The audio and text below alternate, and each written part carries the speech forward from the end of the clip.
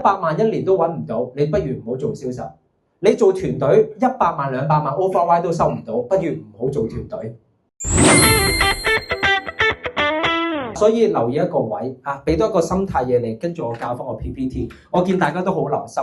嗱，好多人咧都會係一世走唔出，不是1+10。頭先 Mansion 都咁講。如果你個心都淨係諗住請幾個人，包括而家你嘅心態，聽 Mansion 講嘢，上我嘅堂，你都係諗住，我請翻6、7個人，我覺得好正㗎啦，賺翻啲 override。我會勸你，如果你咁諗嘅話，你唔好請。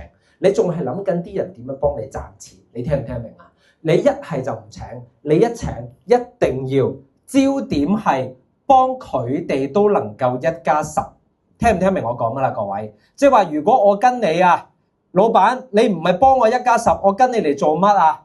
跟唔跟到？咁你咪1+100咯。